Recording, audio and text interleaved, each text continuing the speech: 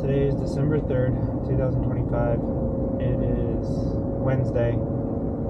I'm just finishing 7 days off work and headed back to the town where I work in for another week of work. This video is going to be just a status update on where I am, my thoughts about where I am, my thoughts about challenges, progress, advancements, things that I feel like I've learned in this process. I've learned that I like Starbucks Christmas blend more than I remember.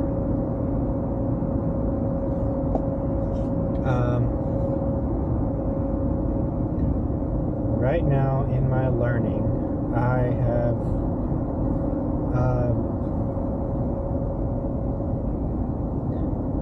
I'm at the point in NAND to Tetris where it's Project 4.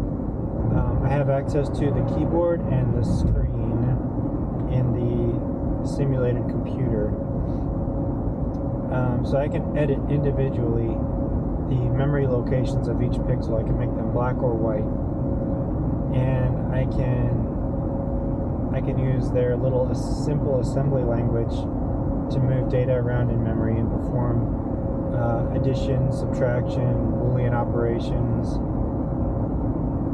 And I have access to the keyboard. So for the limited selection of keys that they put into that NAND to Tetris hack computer, I have access to those, so I can check this one address in the memory to see a number that comes from the keyboard, and that number will tell me, according to their keyboard button table, the number will tell me which button is pressed. So really I could write a lot of programs right now. I could write programs that take inputs from the keyboard and perform calculations and put outputs on the screen. This feels really empowering. That I basically have this computer's capabilities at my fingertips. Now, one limitation that I've already seen is that I was thinking, like, how would I make a 2D platform video game with this? Well, the calculations that this thing performs are pretty much instantaneous. I don't have access to any kind of timer or counter. Well, no way to access any kind of clock. But when I run the simulation, if I put in an assembly program, convert it to binary, and then run on this simulated computer, I can change the speed. There's like 2 speed settings I can change with how quickly the program counter goes through the instructions. So I could use that, I guess, to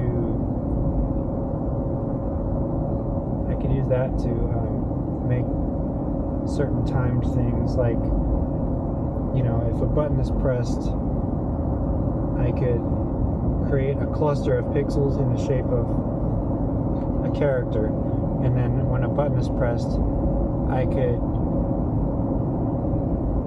make it so that there's, based on the timing of the emulated computer, those timing settings, I could make so many instructions pass, like just junk instructions, before the pixel character moves up, you know, so many pixels and then back down. I could use that, but I'm gonna refrain from that, and I'm gonna do the project. One project is I gotta make it so when the program runs, all the pixels turn black. I think they go from white to black, and then I make another program where when you press the key down, all the pixels change from black to white, or white to black, and then when you let up the key, it does the vice versa. Pretty simple.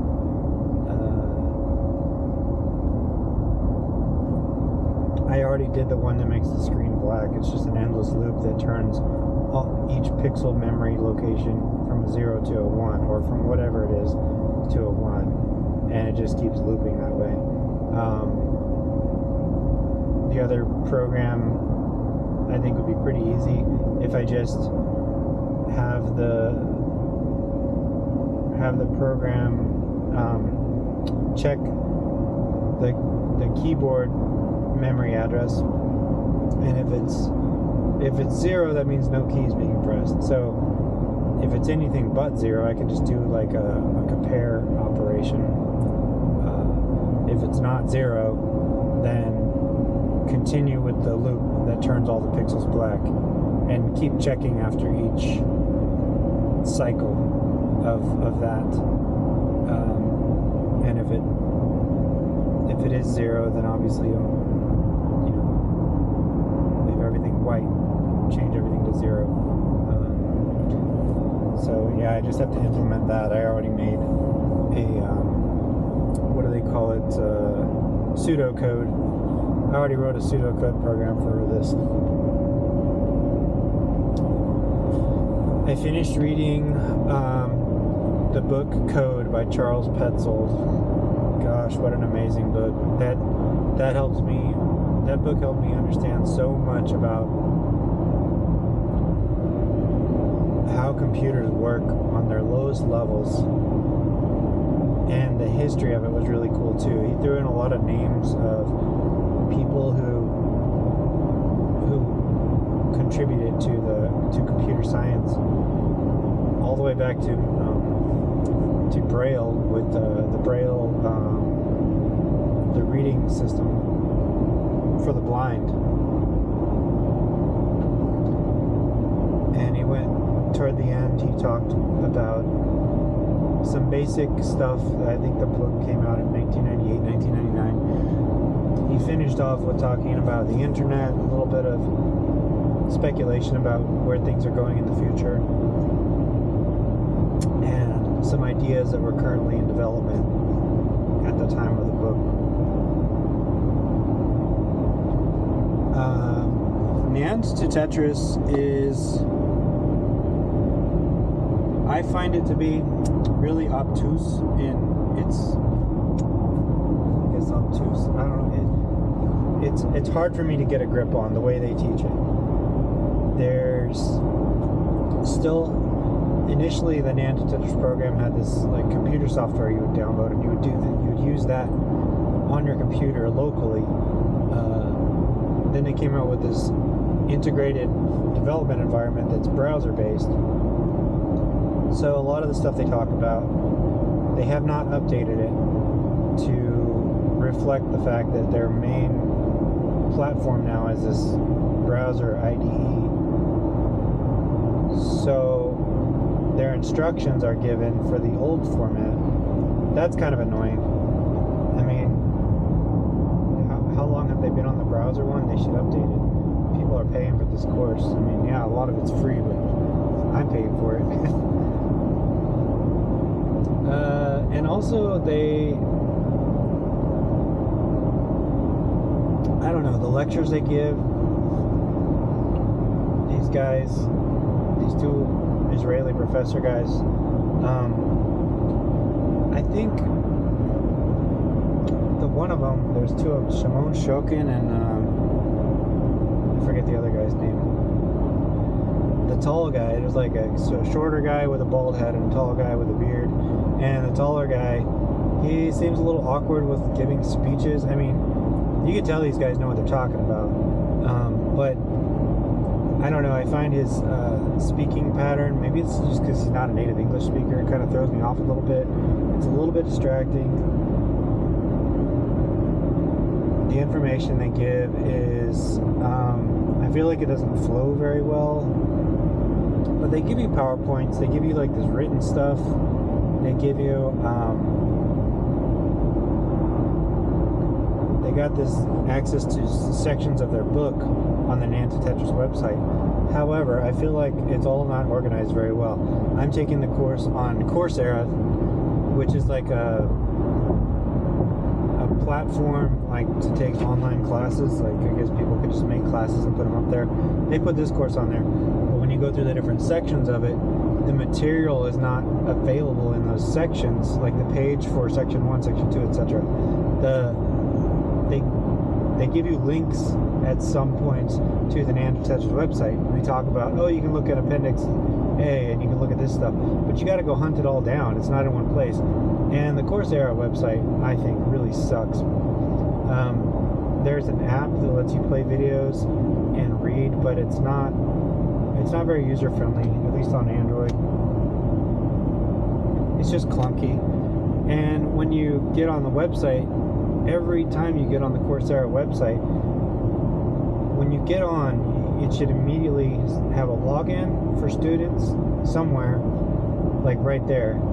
And you click on that, it should show you all the classes you're in, and you can click and go to a dashboard and see everything you need to see. But it's like, just to log in and get to your classes, you got to go through like 3 or 4 pages of shit where they try to sell you stuff. So that's annoying.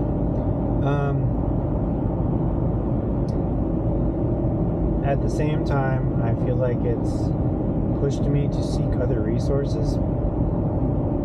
So I've used the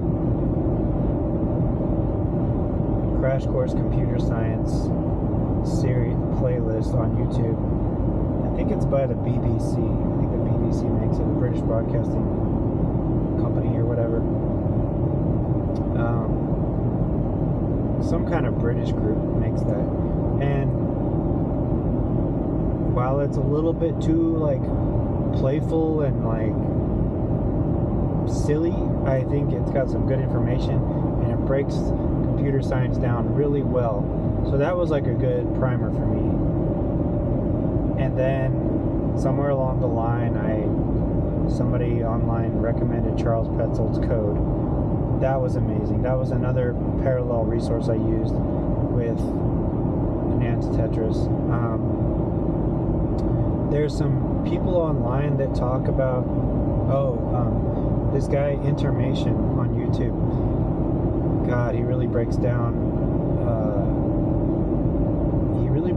Boolean logic in a super easy to digest way, and simplifying Boolean expressions. That was really helpful.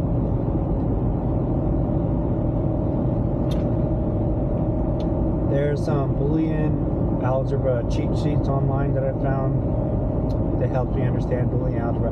So that got me through a lot of the Boolean stuff and the simple logic gates, putting them together with Nantitetris, creating the ALU.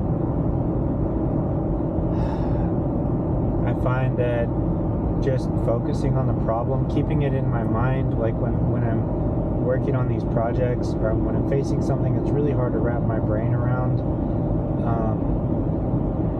just thinking about it throughout the day, whether I'm at work or driving or whatever, and then sleeping on it, it helps me. Like my brain sort of figures it out in the background while I'm just living my life. And I'm starting to dream about code. For the past few weeks, I've been dreaming a little bit about writing simple assembly programs in this hack computer language. And I had a really hard time creating the ALU. I think it's project 2 or 3. I think it's project 3 in Nantitetris. You make sections of memory, and you make different components of these simulated microchips. And the final thing is you have to make the arithmetic logic unit. And I had a really hard time with that. And then sort of like early in the morning or early in the evening, because I work nights and I sleep during the day a lot, I was like dreaming about it, and as I was waking up, my brain was putting the pieces together, and and I went to work on it and I solved the project. It was really cool.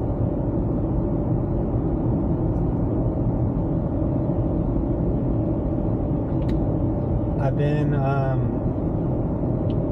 trying to optimize my life to put more focus and more work into learning this stuff, programming, and all the other stuff I need to learn to be a game developer on this system.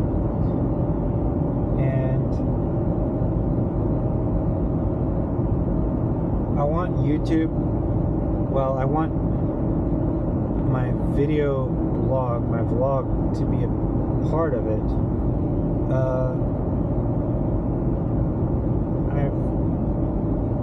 So optimization. So I have a huge video game collection, classic video game collection, retro, whatever you want to call it. I got all these old consoles. I got a Retro Tink 5X to play this stuff. In the previous place I lived at a previous job last year, I had a lot of this stuff set up with this big giant CRT that weighed 180 pounds, and I had like all my consoles hooked up to it: Sega Saturn, Genesis CD32X, Nintendo 64, PlayStation 1. I had this old Atari thing. What else? Dreamcast, PlayStation 2,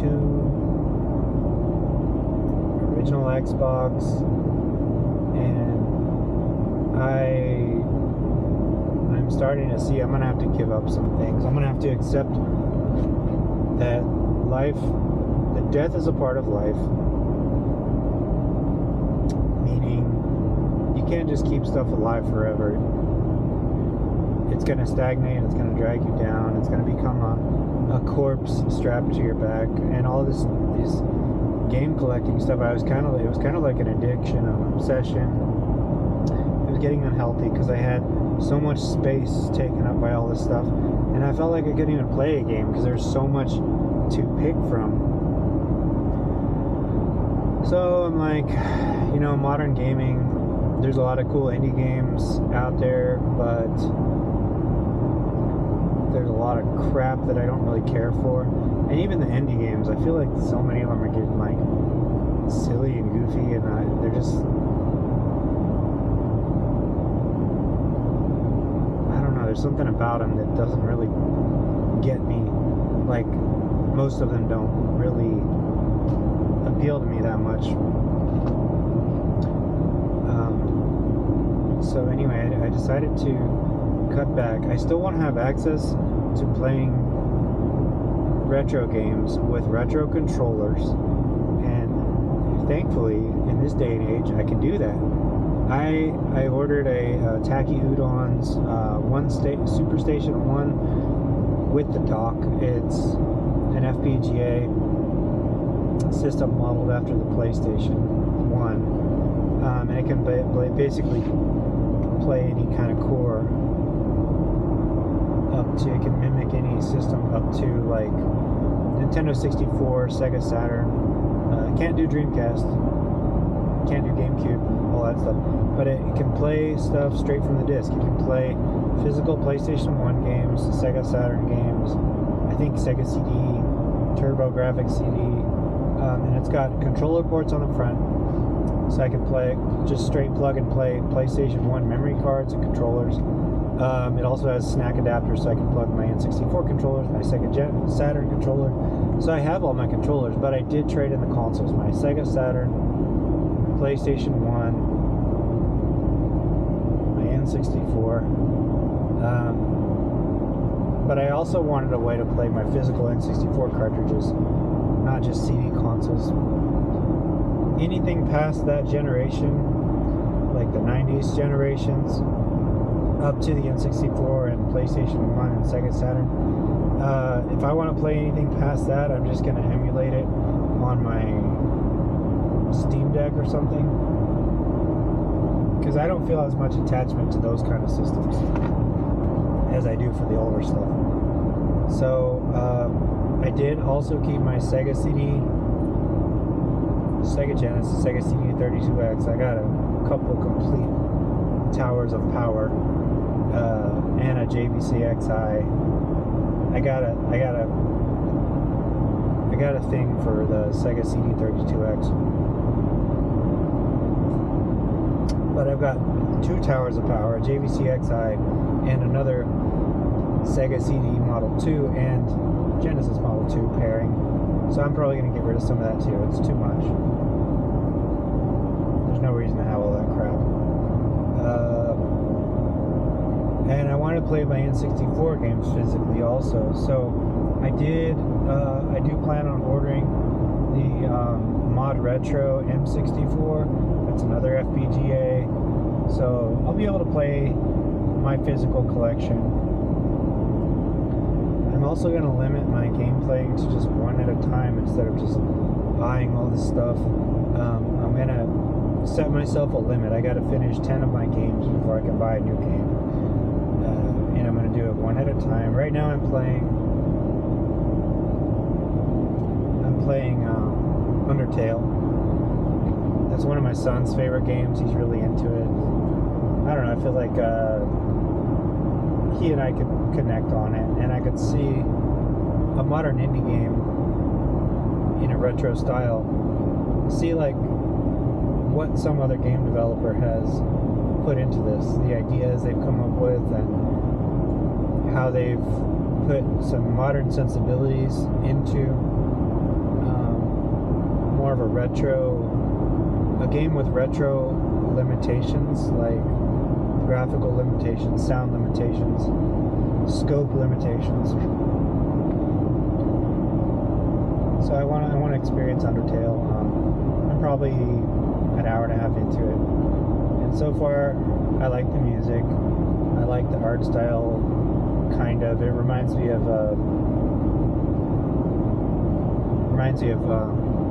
Earthbound a little bit. And the whole thing where you can beat up enemies or find other ways to deal with them, it's interesting. And each enemy, when they attack you, there's like this little window at the bottom of the battle screen where you have a heart that you move around and different things will fly around the screen.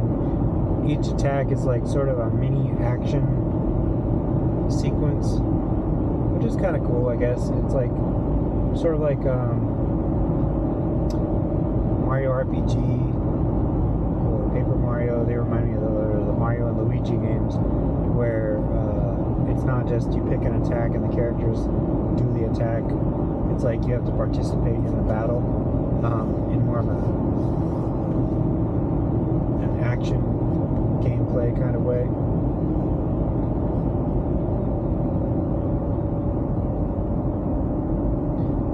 So shrinking things down, getting my focus.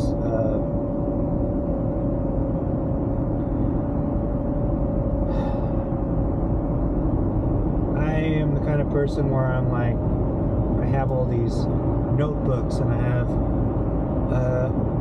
cloud-based note-taking apps, and I just splatter my notes everywhere about stuff. I'm like, oh, I'm gonna get organized. So I grab something. I'm like, this is gonna be the real notebook this time, about how I'm gonna pull all my ideas together. I'll start writing in there for a few days and discard that. I'll open up my note-taking app on my phone and or my computer, create a new notebook on there, a new section, and just start doing that. I got like a bunch of different diaries / journals. I got stuff about game ideas for stories for games that I haven't made yet, game mechanics, themes. God, I had like dozens of this stuff. So as part of my pulling myself together and limiting my focus,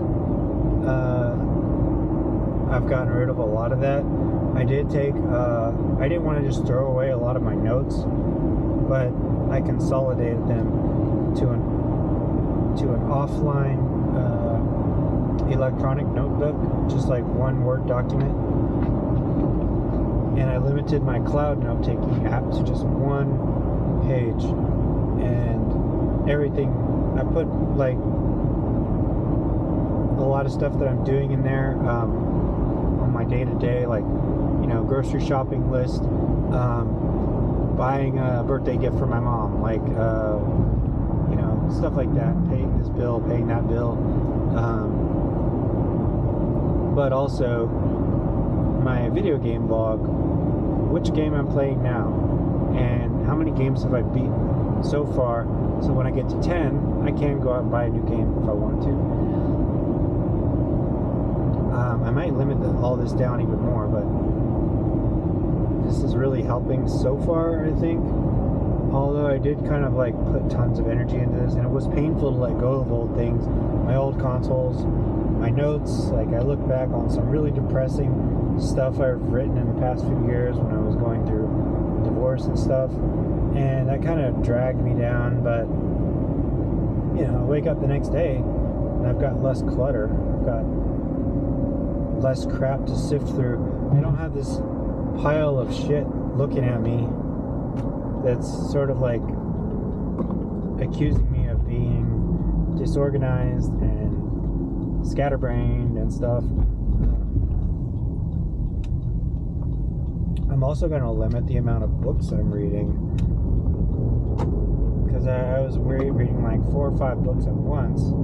I'm really narrowing in on programming right now. And I went through a lot of these books, like, that I bought at Goodwill, different used bookstores, and just got rid of stuff that I picked up on a whim. Like, oh, well, this looks cool, I want to read this someday. Like, I do that so many times, and then I have this years of stuff that you know, it's like, damn, I got to get through all this. It becomes a chore, not like an enjoyable thing anymore. And it's like, it surrounds me and it constricts me.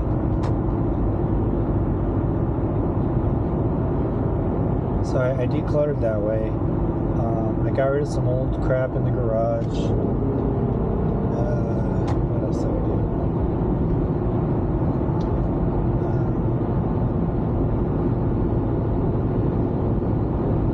I do? I bought a few things from my old game collection. Like, I've got some loose Sega Genesis stuff. I bought reproduction cases, and I actually made a manual for Shining Force 2. I couldn't find a manual by itself online, really, that wasn't outrageously expensive, so I downloaded a PDF manual from the internet and printed, like, double-side printed pages to where I had like 2 pages on one side and 2 pages on the other, and I figured out how to do it on my computer in a way where when it printed, I could just cut it out and staple it all together, and it was just like a manual. That was kind of fun. Maybe a little bit of a time waster. I feel good. I feel like I'm starting to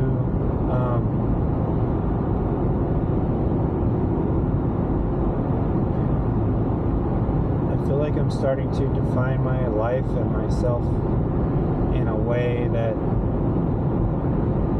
I can see myself moving forward. Because before there was just so much muck. I'm like, my phone kind of, my camera, like, had I guess it reached the limit of what it was recording, so I'm resuming now.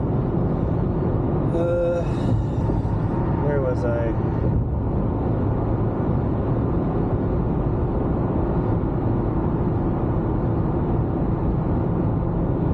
I've been reluctant to make these videos and upload them to YouTube, even though part of this whole thing that I want to do, this being a retro game developer, and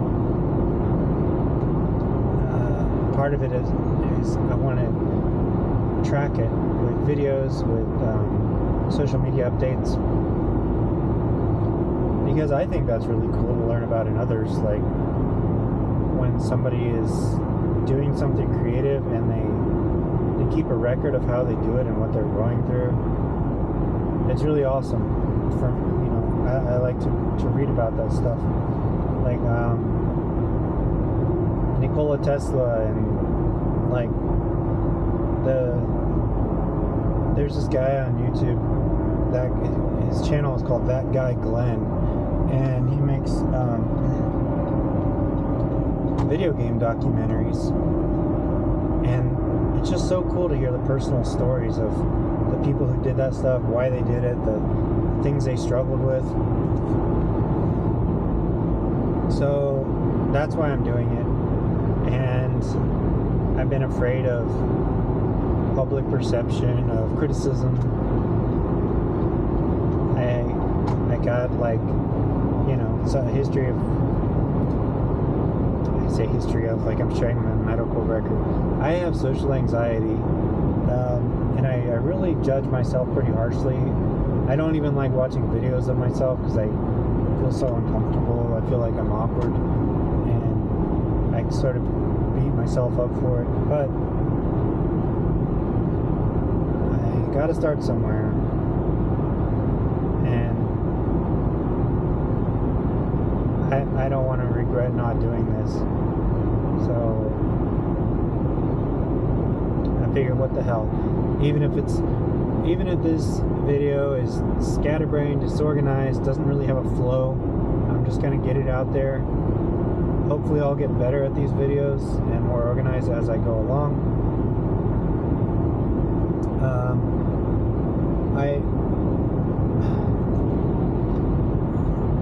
I want to talk about, also in this video, some inspirations that I've had, some inspiring people. They kind of like got me to do this.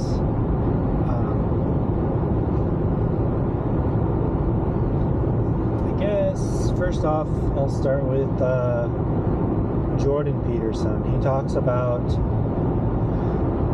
the dragons in your life, going into the chaos and making order out of it. He talks about ignoring the dragon and ignoring callings, and how it can be so detrimental to you and to the world, and how if you just follow the thing that's calling you, like God or whatever, that thing that's calling you to something greater, to being creative, to going out into the world and making something of it, making something of yourself. If you follow that, things will start to change for the better. You'll become a better person, and you'll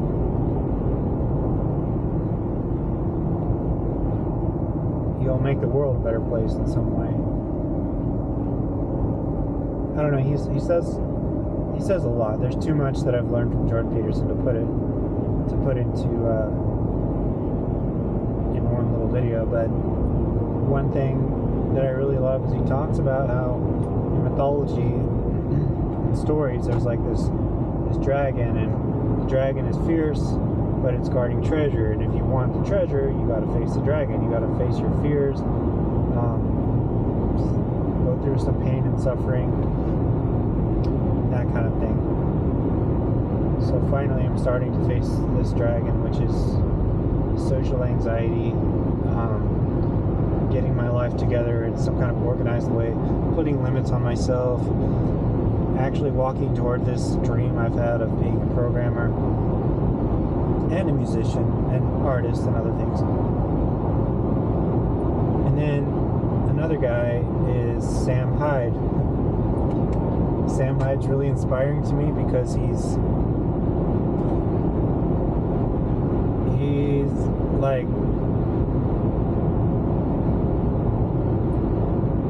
pretty harsh in his the way he talks about how you have to about overcoming how people delude themselves into thinking that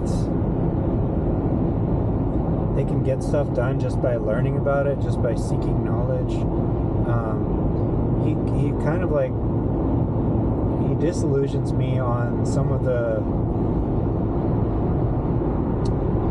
falsehoods of modern culture, and how the world, like so many things in the world, corporations and governments and public education and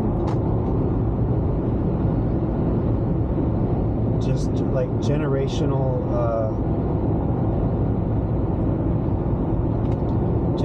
ideas, like millennial ideas, and he mocks it, and he talks about his own journey, where like all the pain he had to go through to get to where he is, and I think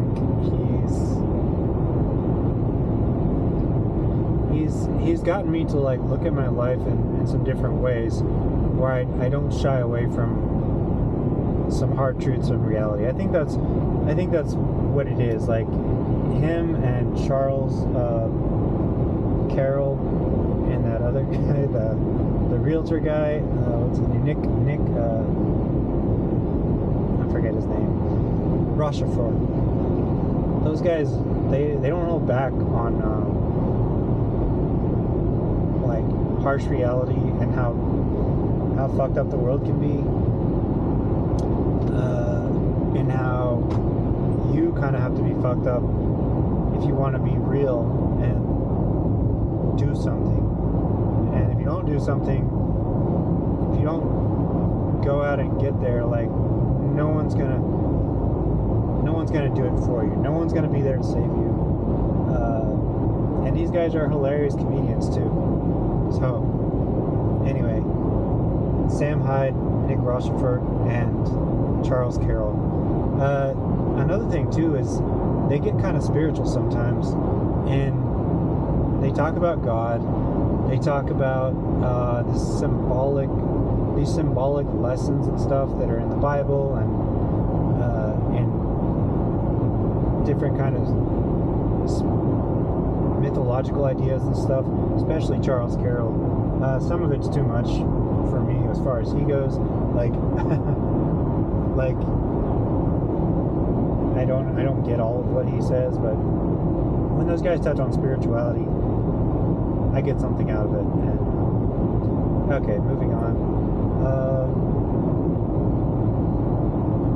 Another one is there's this girl. Shit, what's her name? There's this girl on YouTube. I think she's French. I'm not sure. She has a bunch of Nan Tetris videos. What's her name? Lavana, I think is her name. And she talks about, I think she's kind of a communist. She talks about following her dream of working on robots, and she's teaching herself embedded systems programming, and she's making these like low quality videos on YouTube. She throws a little bit of flair in there sometimes, but mostly it's like kind of crappy quality sound. It's just like her in her little apartment talking about her personal life. She lived in, I think it was Dubai, and had this internet marketing plan that didn't go well, and she's, screw it, she's just going to follow her dream, and she bought some book on C programming language called Let Us See, and I'm just like, dang, this girl is like, seems like she's starting from not a lot. She's starting from some really like depressing failure that she's had, and she's like, I'm just gonna go for like this dream I've had. And just watching her videos, watching her do her thing, like knowing that the quality's not that great, knowing that she doesn't have this awesome YouTube setup, she doesn't have like a super detailed solid plan or money, or like she doesn't have all this stuff going for her, but she's just doing it, and it's so inspiring to me, and I feel a kinship with her because I'm doing kind of the same thing. I think I'm in probably a better financial situation than she is. I don't know, but that doesn't really mean much. I mean, that can actually be a distraction. because you feel like you have more going for you than you actually do. The only thing you do have going for you is when you do the work and you get into your spirit, your spiritual guide, your spiritual purpose, and just do it and feel the pain and go through the pain and solve the problems and create your world every day. So props to Levana for that. There's also a guy that really inspires me. I can't think of his name right now either.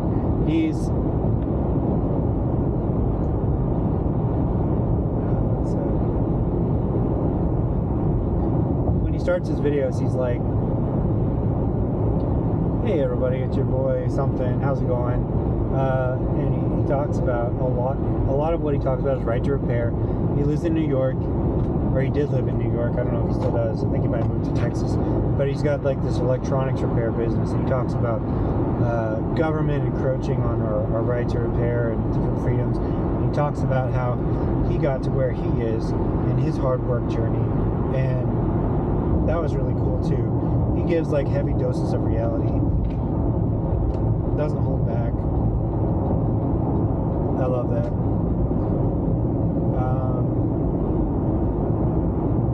Who else are some of my influences? I feel like I listen to something from Jordan Peterson every day, and Sam Hyde.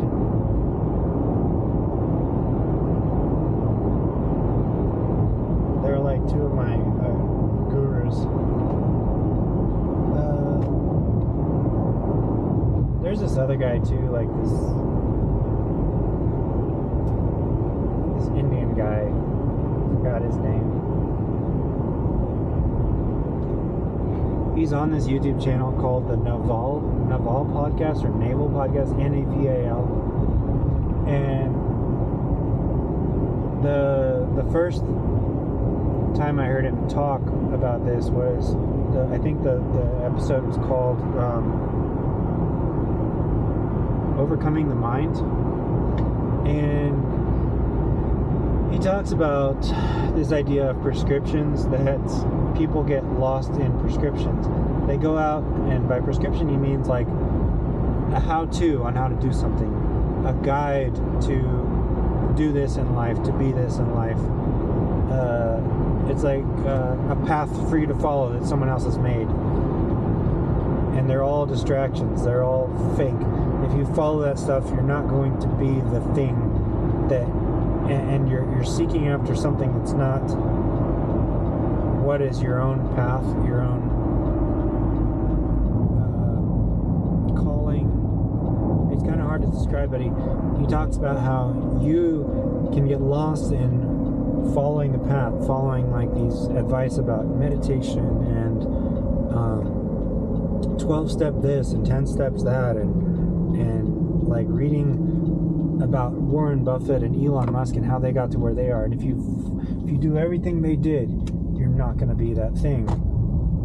You got to like create your own thing. And even his advice can be misleading, because if you think, I'm going to follow this guy's advice, that's like a false path.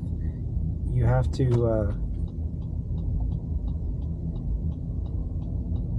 there's like an inside path that you have to follow. And I don't know, it's a lot to think about, but this has really been on my mind a lot lately, and just thinking about what it means. And I feel like action is more important than anything, some kind of action. So